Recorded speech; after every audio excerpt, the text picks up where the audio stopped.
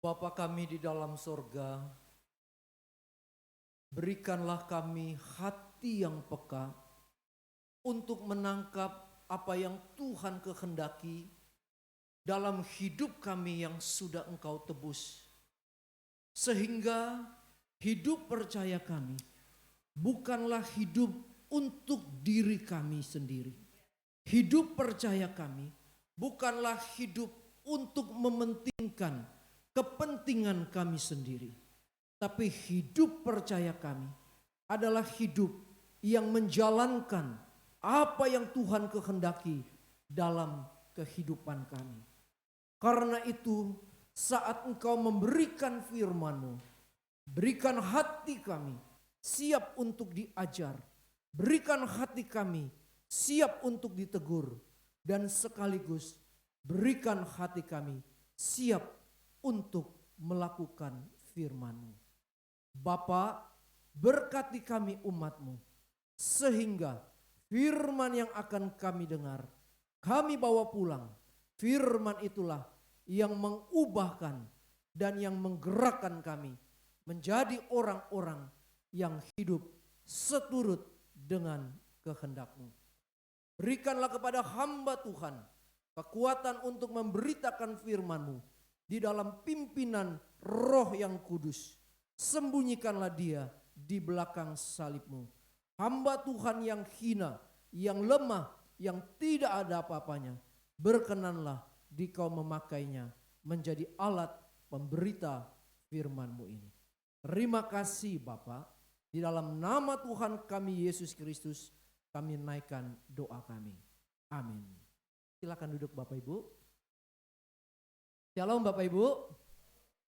Baik jemaat yang ada di lantai bawah, saya menyampaikan salam dan senang bisa berjumpa dengan jemaat ya.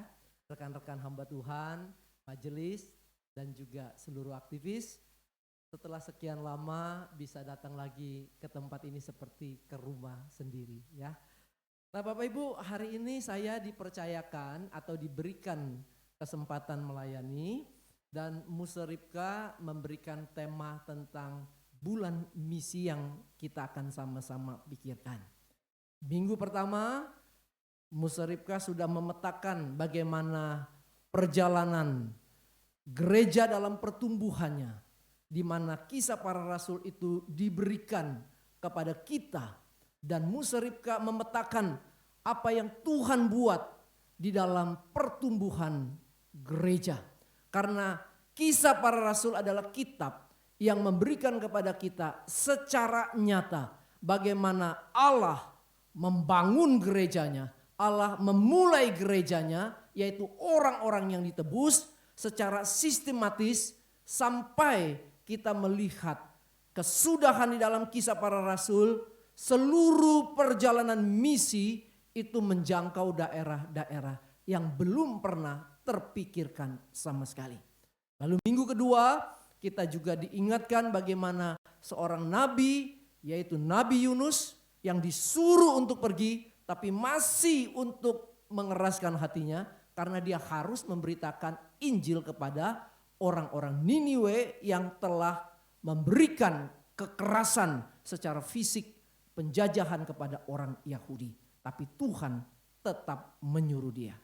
Hari ini saya ingin mengajak kita untuk melihat satu tema, yaitu misi di jalan yang sunyi.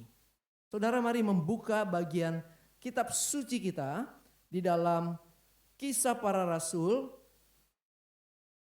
Kisah Para Rasul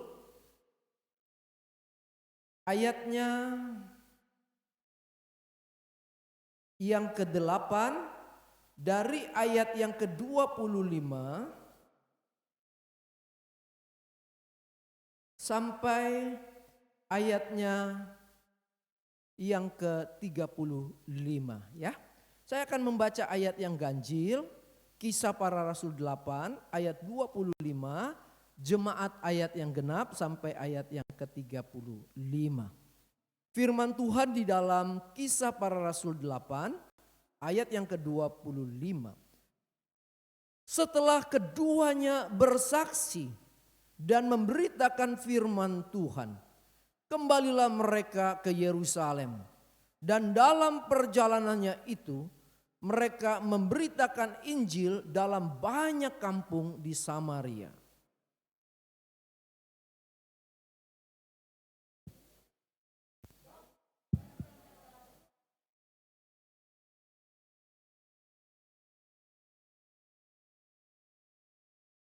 Lalu berangkatlah Filipus, adalah seorang Etiopia, seorang sida-sida, pembesar dan kepala perbendaharaan Sri Kandake, ratu negeri Etiopia, yang pergi ke Yerusalem untuk beribadah.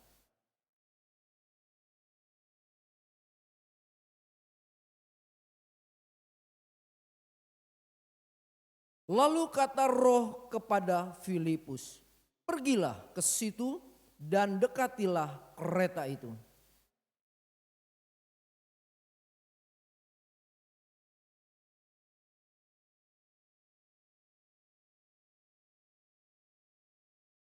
Jawabnya, bagaimanakah aku dapat mengerti kalau tidak ada yang membimbing aku? Lalu ia meminta Filipus naik dan duduk di sampingnya.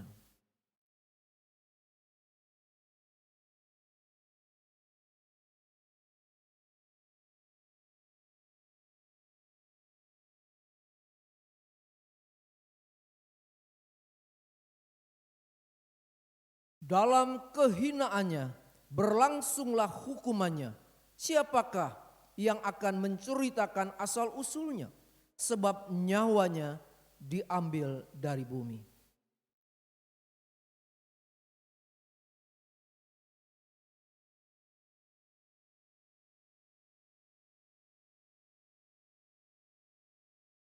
Maka mulailah Filipus berbicara dan bertolak dari Nazaret itu untuk memberitakan Injil Yesus kepadanya. Sampai sedemikian jauh pembacaan firman Tuhan. Yang berbahagia adalah setiap kita yang membaca firman-Nya dan yang memelihara, yaitu yang menaruhnya di dalam hati dan yang melakukan dalam kehidupan kita. Bapak Ibu, kalau kita membaca kitab suci kita, ada dua hal yang menarik waktu Tuhan memberikan sebutan kepada hamba-hambanya, kepada orang-orang percaya. Yang pertama di dalam Yohanes pasal 15. Pada waktu Yesus berbicara secara khusus untuk murid-muridnya sebelum dia menuju ke Golgota. Sebelum dia masuk ke dalam jalan salib, dia berbicara secara khusus di dalam Yohanes 15. Dan di dalam ayat yang ke-14 dia berkata, kamu adalah sahabatku. Sebutan itu keluar dari mulut Tuhan. Kenapa aku menyebut kamu sahabat? Karena kamu bukan orang yang asing dalam perjalanan saya. Dan kamu juga bukan orang yang jauh dari saya. Kamu adalah orang yang saya beritakan tentang apa yang Bapak minta untuk saya lakukan. Apa yang Bapak suruh untuk saya perbuat. Kenapa saya datang ke dunia ini. Lalu di dalam ayat itu Yohanes mengatakan, bukan kamu yang memilih aku, tetapi aku yang memilih kamu. Jadi kamu sebagai sahabat harus memahami dengan jelas bahwa kamu ditebus oleh Allah. Itu bukan karena kamu punya kemampuan, bukan karena kamu hebat, bukan karena kamu mempunyai kelebihan dari orang-orang. Tetapi aku yang memilih kamu berdasarkan penentuan diriku. Berdasarkan kedaulatan aku pilih kamu. Saudara, itu sebutan yang pertama. Tetapi pada waktu Yesus mau naik ke surga, di dalam Kisah Para Rasul, dia menyebutkan dengan sebutan yang lain. Kamu adalah saksiku. Saudara, dua sebutan ini menjadi sesuatu yang menarik.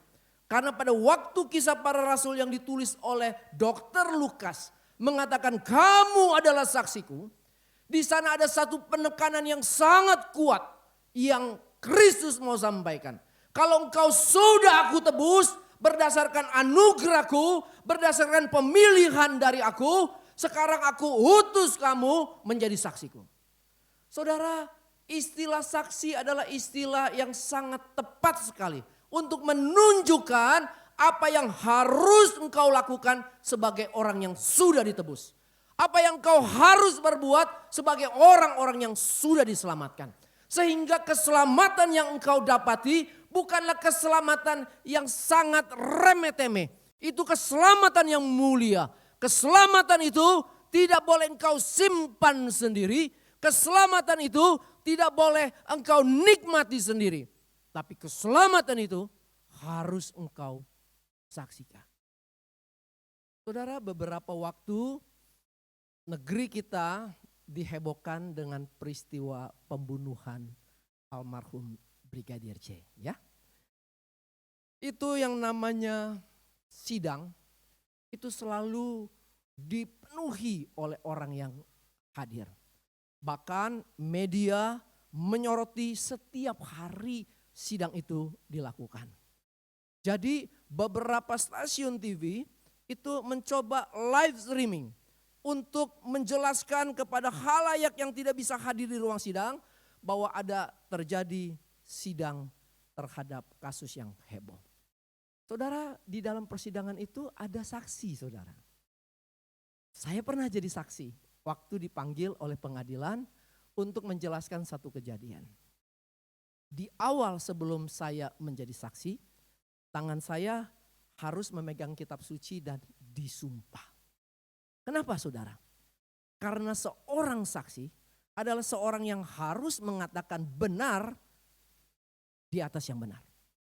Salah di atas yang salah. Artinya tidak boleh keluar dari apa yang kamu harus katakan.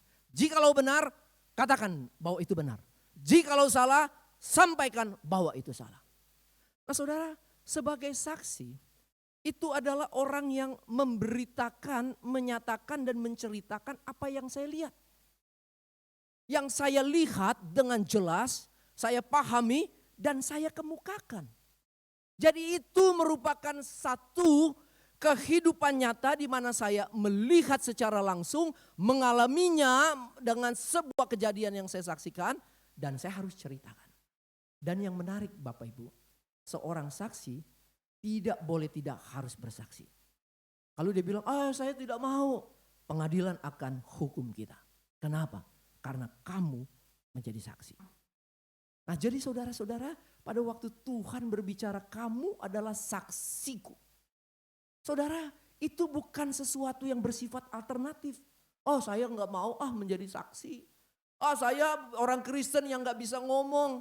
Saya orang Kristen yang tidak tahu apa-apa. Saudara, ini adalah satu konsep yang keliru. Ini adalah satu pemahaman yang salah sekali. Kenapa? Pada waktu saudara mendapatkan anugerah belas kasihan Allah diselamatkan, saudara mengalami keselamatan itu secara pribadi. Bukan cerita orang, bukan kata orang, tetapi saya sendiri yang telah mengalami perjumpaan dengan Kristus melalui anugerahnya.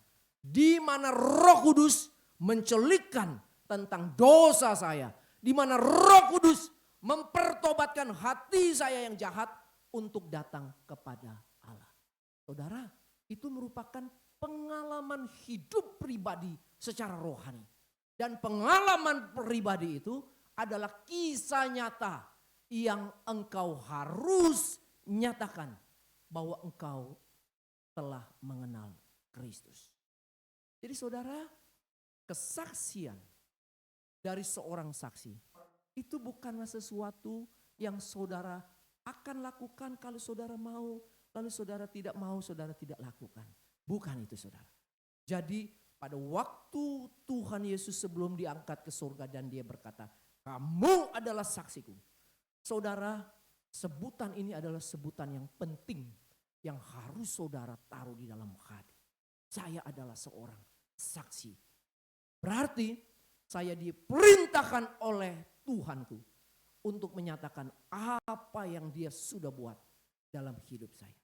Saudara, kalau kita menemukan Kisah Para Rasul, kita menemukan seluruh orang-orang yang memberitakan tentang keselamatan adalah orang-orang yang mengalami, saudara. Kita menemukan Rasul Paulus, rasul yang besar, karena dia mengalami pertobatan. Dan seluruh pemberitaan firman yang disampaikan oleh Rasul Paulus cuma satu, bahwa Kristus telah menyelamatkan saya. Kristus adalah Tuhan. Kristus mengasihi saudara. Sehingga engkau harus juga membuka hati kepada Tuhan. Nah saudara, pada waktu kita membaca Kisah Para Rasul 8, kita menemukan satu cerita yang sangat menarik. Kenapa? Kalau saya mengulas sedikit apa yang Musa Ribka sampaikan di dalam pemetaannya. Saudara, orang-orang Yahudi adalah orang-orang yang punya pemikiran bahwa keselamatan itu tidak untuk bangsa lain. Hanya untuk bangsa Yahudi. Dan di dalam Kisah Para Rasul, Allah menggedor pemikiran yang keliru itu. Melalui cerita-cerita yang sangat jelas. Di mana Petrus harus memberitakan firman kepada Cornelius. Seorang bangsa asing. Di situ Tuhan kasih penglihatan. Penglihatan tentang apa? Tentang makanan yang haram dan yang tidak haram. Engkau harus makan kalaupun aku suruh makan. Meskipun engkau menganggap itu haram. Di situ baru Rasul Paulus terbuka bahwa pemberitaan firman bukan hanya untuk orang Yahudi. Tapi untuk bangsa-bangsa. Lalu kita masuk tuh di dalam cerita di mana jemaat tersebar ke sekeliling daerah-daerah karena penganiayaan. Lalu mereka tersebar sampai ke daerah Samaria. Saudara perhatikan tadi ayat yang saya bacakan. Filipus datang ke Samaria. Saudara ingat cerita Yohanes pasal 4. Perempuan Samaria. Perempuan yang hina. Dan dia ada di dalam kumpulan bangsa yang dianggap hina. Karena orang Samaria dianggap bangsa kafir oleh orang Yahudi. Mereka peranakan Yahudi tetapi mereka tidak dianggap sebagai bangsa Yahudi. Itu sebabnya mereka disingkirkan. Pada waktu Tuhan memberikan berita keselamatan kepada perempuan Samaria yang dihina, yang dibuang oleh masyarakat, di situ terjadi keselamatan. Nah saudara, Kisah Para Rasul mengulang lagi bahwa Filipus diutus oleh Tuhan untuk memberitakan firman kepada orang Samaria. Dan orang-orang Samaria itu mengalami pertobatan yang luar biasa. Berita yang disampaikan oleh Filipus dengan timnya itu disampaikan dengan luar biasa. Terjadi KKR yang sangat hebat. Banyak orang mengalami jamahan dari Tuhan. Pertobatan terjadi di sana. Saudara, seorang rasul yang besar. Seorang pemberita Injil yang hebat. Yang di dalam kapasitasnya memberitakan kepada banyak orang di Samaria. Sekarang diutus ke daerah yang sunyi. Saya waktu baca saya bingung. Kenapa orang besar ini kok disuruh ke tempat yang sunyi? Bukan ke tempat yang lebih besar lagi. Ke tempat yang lebih ramai lagi. Ke tempat yang membutuhkan pemberitaan yang lebih besar lagi. Tetapi ke jalan sunyi saudara. Saudara perhatikan cara Tuhan bekerja. Tuhan bekerja di dalam kemampuan IQ kita. Kita terbatas dengan pemikiran kita. Kita harusnya berpikir, Filipus engkau pengkhotbah besar. Engkau hebat di dalam memberitakan firman. Ada begitu banyak orang bertobat di dalam pemberitaan KKR-mu. Harusnya engkau maju lagi ke dalam satu kumpulan yang lebih hebat. Mungkin ke negara yang lebih hebat. Itu pikiran manusia. Tapi firman Allah menjelaskan pikiran Allah. Dia disuruh ke daerah yang sunyi. Ke daerah di mana cuma ada satu orang yang sedang berjalan di atas kereta lembunya. Yaitu seorang Ethiopia. Saudara, apa yang Tuhan sedang ajarkan kepada kita di dalam pemberitaan sebagai seorang saksi? Saudara, seringkali jalan sunyi itu jalan yang tidak pernah dilihat orang. Jalan itu cuman orang-orang yang lalu lalang sedikit sekali. Tetapi di sana kasih Allah tidak pernah tertutup untuk jalan yang itu. Di jalan itu ada seorang yang membutuhkan penjelasan tentang Yesus Kristus. Karena itulah Filipus diutus oleh Tuhan ke sana. Saudara, dari pelajaran ini saya menarik kesimpulan sementara. Apa yang saya ingin sampaikan? Saudara, jangan berpikir bahwa pada waktu engkau memberitakan firman kepada satu orang yang sederhana, itu sia-sia. Tidak. Jangan engkau pikir pada waktu engkau bercerita kepada orang yang mungkin tidak pernah diperhitungkan orang, itu tidak bermanfaat. Tidak. Bagi Allah, pemberitaan firman kepada orang-orang siapapun yang Tuhan utus untuk kita beritakan, itu sangat berharga sekali. Di mata Allah, pemberitaan firman kepada manusia yang berdosa adalah pemberitaan yang luar biasa. Yang Allah sungguh-sungguh pakai karena orang itu harus berjumpa dengan dirinya. Nah, saudara, kenapa Filipus diutus ke jalan yang sunyi? Ada beberapa hal yang perlu kita pelajari. Yang pertama, saudara, setelah Injil sampai kepada daerah Samaria, Allah tidak berhenti di sana. Dia masuk kepada orang Ethiopia, yaitu pembesar yang menjadi pejabat perbendaharaan, jadi orang kepercayaan di negara Ethiopia. Artinya apa? Artinya Allah mau mengatakan kepada orang-orang Yahudi bahwa aku juga ingin Ethiopia mengenal aku. Dan melalui bendahara ini, sida-sida ini, aku ingin dia menyampaikan kabar baik yang telah dia juga terima melalui Filipus. Saudara, perhatikan cara Tuhan bekerja. Dia tidak akan pernah puas pada satu tempat, dia akan teruskan berita ini. Karena berita ini adalah berita berharga. Berita ini adalah berita mulia. Berita ini harus sampai kepada semua orang, termaksud Ethiopia. Saudara, kadang pikiran kita suka ada di dalam sebuah keterbatasan. Yang ini enggak usah lah. Nanti kalau saya sampaikan juga percuma lah. Saudara, ini pikiran-pikiran yang sangat sederhana dan dangkal. Dan pikiran-pikiran ini bukanlah pikiran Tuhan. Tuhan berikan kepada Filipus untuk ke sana karena aku pun ingin Ethiopia kenal siapa Yesus Kristus. Lalu yang kedua, saudara, dikatakan bahwa pembesar itu seorang sida-sida.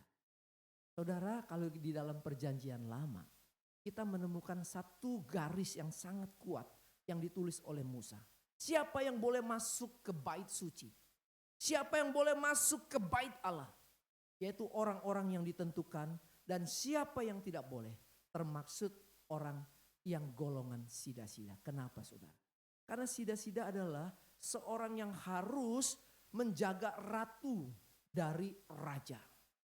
Bagaimana dia harus menjaga supaya tidak terjadi perselingkuhan, supaya dia tidak menyeleweng, maka dia harus dikebiri. Seorang laki-laki dikebiri artinya dia tidak lagi mempunyai kemampuan sebagai laki-laki untuk meniduri perempuan.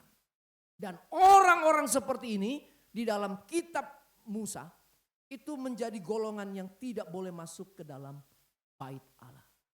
Saudara bisa memahami perasaan orang datang ke Yerusalem untuk beribadah, tapi dia tidak boleh datang ke bait suci, masuk ke sana.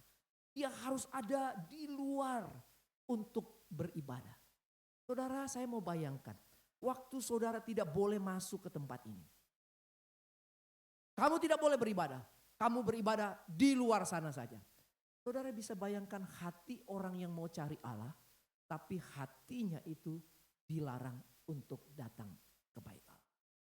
Dan Allah sampaikan kepada Filipus, orang ini harus engkau datang. Kenapa?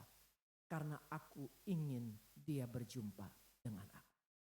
Manusia mungkin melarangnya, tapi aku ingin dia berjumpa dengan aku.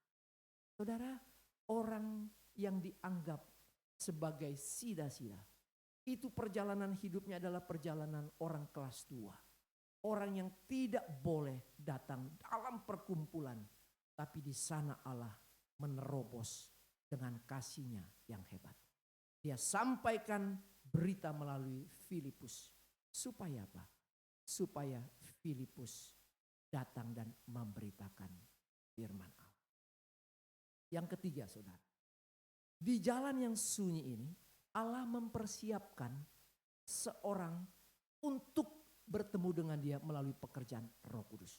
Nah saudara, ini hal yang sangat bagus sekali untuk kita pelajari. Kenapa? Kalau saudara baca cerita tadi, cerita itu adalah cerita yang sudah dalam tanda kutip disetting. Kalau saya pakai istilah zaman kita, disetting. Artinya disiapkan. Siapa yang menyiapkan? Roh Kudus. Apa yang disiapkan Roh Kudus? Dia naik kereta lembu. Itu kereta yang jalannya pelan. Bukan kereta kuda. Kalau kereta kuda, dia cepat. Jadi sementara dia pakai kereta lembu, kereta sapi, maka jalannya itu jalannya sangat lambat. Makanya Filipus bisa untuk mendatangi orang itu. Filipus bisa untuk berada di samping kereta itu dan mendengar apa yang sedang sida-sida itu lakukan. Itu settingan yang pertama. Lalu yang kedua, Roh Kudus memberikan kepada orang itu membaca kitab Yesaya. Kitab yang nanti akan dijelaskan oleh Filipus tentang apa yang sedang disampaikan oleh nabi ini. Seorang tokoh yang engkau harus kenal, yaitu Yesus Kristus. Dia adalah Mesias bagi orang berdosa. Saudara, Roh Kudus yang siapkan orang itu untuk baca kitab Yesaya. Dia tidak baca kitab yang lain. Meskipun perjanjian lama banyak kitab, tapi terfokus kitab Yesaya yang dibaca oleh sida-sida itu. Saudara, Roh Kudus adalah Allah yang menyiapkan hati untuk berjumpa dengan Sang Penebus. Jadi waktu saudara jadi saksi, perhatikan hal yang penting. Saudara menganggap saudara tidak punya kemampuan. Itu bukan masalah saudara. Meskipun saudara harus upgrade, harus terus belajar. Dan firman Tuhan yang saudara terima setiap minggu, itu harus membekali saudara menjadi orang Kristen yang bertumbuh. Itu harusnya terjadi. Nah saudara, waktu saudara merasa saya nanti sulit atau tidak mampu, saudara jangan pikir itu menjadi penghalang. Karena Roh Kudus yang bekerja mempersiapkan itu. Mempersiapkan orang itu supaya dia sungguh-sungguh dijamah oleh Tuhan. Saya terheran-heran membaca ayat ini. Waktu di jalan sunyi Allah sudah siapkan semuanya untuk Filipus. Filipus hanya tinggal memanen saja saudara. Menuai saja apa yang dia tidak tabur. Dan itu dikerjakan oleh Roh Kudus. Saudara, beberapa waktu saya pernah naik satu kendaraan Grab dari bandara menuju gereja. Saya pulang sudah dalam keadaan capek karena habis pelayanan. Pikir saya mau istirahatlah di Grab karena lumayan sampai ke gereja itu makan waktu, kalau macet itu bisa 1 jam lebih. Lumayanlah bisa istirahat. Tetapi saudara, hati saya tuh enggak mau untuk berbicara istirahat. Jadi saya seperti berkobar-kobar untuk ceritakan firman kepada supir ini. Tapi saya bingung dan saya kan enggak tahu.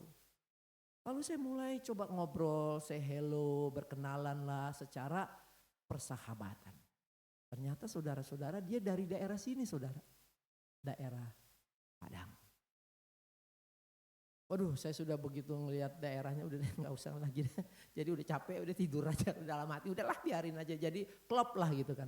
Tapi hati saya nggak mau, pokoknya harus cerita.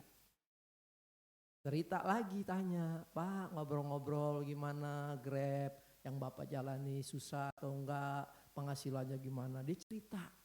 Waktu dia cerita kemudian dia cerita tentang keluarganya yang sakit. Waktu dia cerita tentang keluarga yang sakit, saya bilang, Pak saya boleh berdoa gak untuk Bapak? Saya berdoa berdasarkan apa yang saya imani, yaitu kepada Yesus Kristus. Nah saya cerita tentang Yesus Kristus di dalam kesempatan untuk mau berdoa. Saudara tahu apa yang terjadi? Dia bilang, Pak doakan saya. Saudara, mobil udah mau sampai ke gereja. Berhenti, saya ajak berdoa. Itu pintu gerbang saya dan saya belum buka pintu mobil. selesai berdoa dia nangis saudara. Lalu saya bilang sama Bapak, Pak itu rumah saya. Kalau besok Bapak ada perlu, ada kesulitan untuk datang mau cerita, datang ke saya. Saya pendeta di situ. Lalu saya turun, lalu saya pulang. Saudara, saya letih, tapi saya sangat bersuka cita. Kenapa? Karena saya tahu yang mempersiapkan itu Roh Kudus, saudara. Roh Kudus mempersiapkan supaya orang itu mendengar satu cerita yang mahal, yang bernilai, yang berharga. Yaitu cerita tentang keselamatan oleh Yesus Kristus. Dan itu yang dilakukan Filipus. Ada di jalan sunyi. Jalan yang tidak pernah dilalui banyak orang. Tapi di jalan itu ada orang yang sedang membutuhkan keselamatan. Saudara mari berpikir, jalan sunyi mana yang Tuhan akan utus dalam perjalanan saudara. Mungkin jalan sunyi itu ada di dalam rumah tangga saudara. Cuman ada suamiku, cuman ada istriku, cuman ada anak-anakku. Tapi itu jalan sunyi yang kau harus sampaikan tentang Kristus kepada mereka. Atau di jalan sunyi itu cuman ada asisten rumah tangga, mbak kita. Tapi di jalan sunyi itu dia harus terima dan dengar berita yang ajaib. Kiranya firman Tuhan menolong saudara untuk tidak menjadi orang Kristen yang pasif. Orang Kristen yang cuek. Orang Kristen yang hanya pikir diri sendiri. Kalau saudara mempunyai karakter seperti itu, maka kita harus bertobat terhadap karakter yang jahat itu. Karena itu karakter yang membunuh pemberitaan firman kepada orang-orang yang membutuhkan. Itu karakter yang engkau pupuk yang membuat engkau tidak mengerti jalan yang Allah kehendaki untuk kita lakukan. Mari kita berdoa.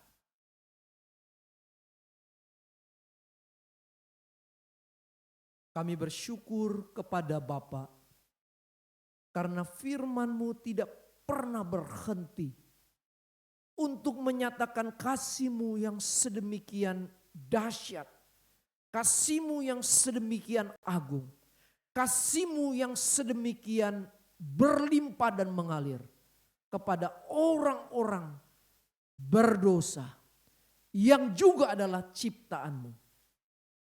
Kiranya kami yang boleh mendapatkan belas kasihan Tuhan menjadi orang-orang yang boleh mengenal Kristus Yesus dalam perjalanan kami. Yang boleh memberikan kepada kami kekuatan untuk percaya kepada Engkau. Berikanlah kepada kami kepekaan senantiasa. Untuk kami menjadi saksi-Mu yang hidup. Gelorakan hati kami. Waktu hati kami mulai meredup. Waktu hati kami mulai menjadi lelah dan lesu. Supaya apa yang menjadi tugas kami sebagai saksi. Itulah yang kami hidupi sampai kami mengakhiri hidup di dunia ini. Bapa, bisa saja Engkau mengutus kami di jalan yang sunyi. Beri kami kepekaan. Karena di jalan yang sunyi itu ada orang yang membutuhkan Engkau dalam hidup pribadinya. Berkati gereja-Mu di tempat ini. Agar jemaat-Mu menjadi jemaat yang misioner. Menjadi jemaat yang tidak menutup diri. Menjadi jemaat yang tidak berfokus hanya pada diri dan keluarga semata-mata. Tetapi jemaat yang rela untuk menjadi saksi, menyatakan kebaikan Tuhan yang mereka sudah alami. Berkati hamba-hamba-Mu di tempat ini yang Tuhan telah pakai. Baik Musripka, Cuantau Maru, Cuantau Chris, Cuantau Jason, semuanya pakai baik di gereja dan di sekolah. Memakai majelis juga di dalam periode ini untuk boleh memikirkan langkah gereja Tuhan yang ada di Kota Padang ini untuk terus berkarya. Melalui sekolah yang Tuhan juga sudah bangun dalam pertumbuhan yang baik. Biarlah semuanya dipakai oleh Tuhan. Badan pengurus dari Sekolah Kristen Kalam Kudus di Padang, Tuhan pakai mereka juga dengan hati misi, sehingga sekolah ini menjadi alat yang selalu boleh menyatakan cinta kasih-Mu melalui dunia pendidikan ini. Terima kasih Bapa. Dalam nama Tuhan kami Yesus Kristus, kami menaikkan doa kami. Amin.